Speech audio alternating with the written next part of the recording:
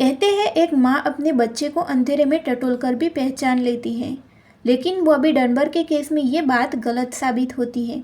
यह घटना 1912 की है, जब 4 वर्षीय बॉबी डनबर अपने परिवार के साथ लुसियाना स्थित स्वायज लेक पर घूमने गया था।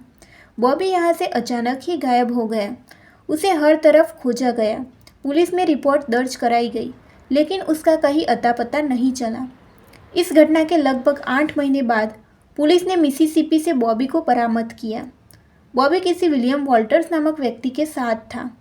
विलियम पुलिस को बार बार कहता रहा कि वह लड़का बॉबी नहीं, बल्कि जूलिया एंडरसन नामक महिला का बेटा चार्ल्स ब्रूस एंडरसन है, मगर पुलिस ने उसकी एक नहीं सुनी।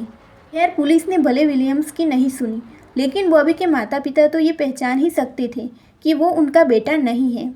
बॉबी जैसे दिखने वाले उस लड़के को लुसियाना लाया गया और यहाँ बॉबी के माँ बाप ने देखते ही कहा कि वह लड़का उनका ही बेटा है। बॉबी की माँ ने उसके शरीर के तिल तथा अन्य निशानों के आधार पर इस बात की पुष्टि कर दी कि वही बॉबी है। विलियम को अपहरण के अपराध में सजा हो गई। दिन बीतते गए। बॉबी भी अपने परिवार के साथ घुल मिल गया। 1966 में वह इस दुनिया को छोड़कर चला गया। उसके 4 बच्चे थे। उसने अपने साथ बचपन में घटित हुई इस घटना को अपने बच्चों के साथ साझा कर दिया था। साल 2004 में बॉबी के छोटे बेटे बॉब डनबर ने अपनी बेटी मार्गरेट डनबर के कहने पर डीएनए टेस्ट करवाया। वह चाहती थी कि वह अपने दादा के इस रहस्य को सुलझा दे।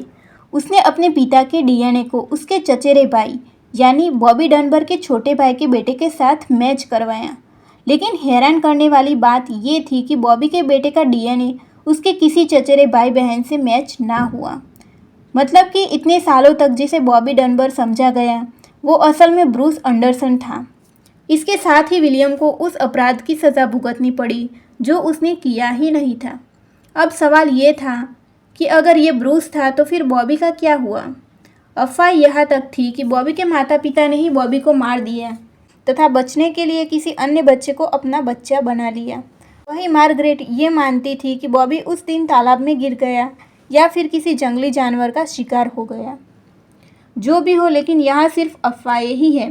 बॉबी का सच क्या था, ये आज तक रहस्य ही है।